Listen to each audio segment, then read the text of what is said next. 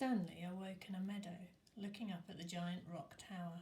It was layered and streaked with different shades of red, burnt orange, brown and tan. It must have been over 100 feet tall. Stanley lay a while just looking at it. He didn't have the strength to get up. It felt like the insides of his mouth and throat were coated with sand. And no wonder.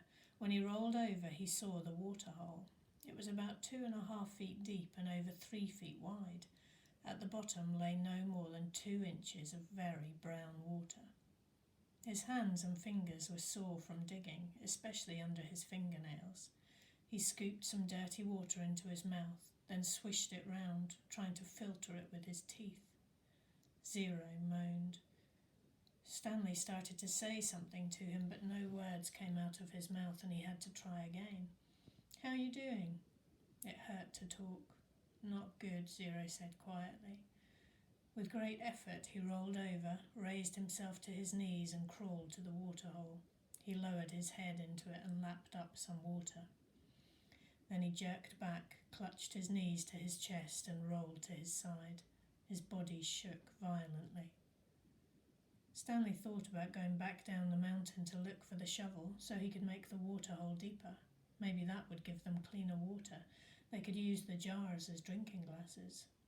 But he didn't think he had the strength to go down, let alone make it back up again, and he didn't know where to look. He struggled to his feet. He was in a field of greenish-white flowers that seemed to extend all the way around Big Thumb. He took a deep breath, then walked the last 50 yards to the giant precipice and touched it. "Tag, you're it." Then he walked back to Zero in the waterhole.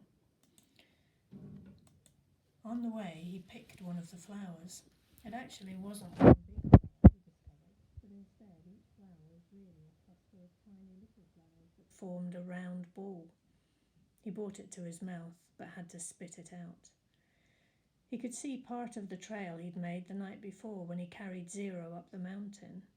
If he was going to head back down and look for the shovel, he realised, he should do it soon, while the trail was fresh. But he didn't want to leave Zero. He was afraid Zero might die while he was gone. Zero was still lying, doubled over on his side. "I've got to tell you something," he said with a groan. "Don't talk," said Stanley. "Save your strength." "No, listen," Zero insisted. Then he closed his eyes as his face twisted with pain. "I'm listening," Stanley whispered. "I took your shoes," Zero said. Stanley didn't know what he was talking about. His shoes were on his feet. "That's all right," he said. "Just rest now." "It's all my fault," said Zero. "It's nobody's fault," said Stanley. "I didn't know," Zero said. "That's okay," Stanley said. "Just rest." Zero closed his eyes, but then again he said, "I didn't know about the shoes." "What shoes?" "From the shelter." It took a moment for Stanley to comprehend. "Clyde Livingston's shoes." "I'm sorry," said Zero. Stanley stared at him. It was impossible. Zero was delirious. Zero's confession seemed to bring him some relief. The muscles in his face relaxed, and he drifted off to sleep. Stanley softly sang him the song that had been in his family for generations. If only the woodpecker sighs, the bark on the tree was just a little bit softer. While the wolf waits below, hungry and lonely, he cries to the moon, if only, if only.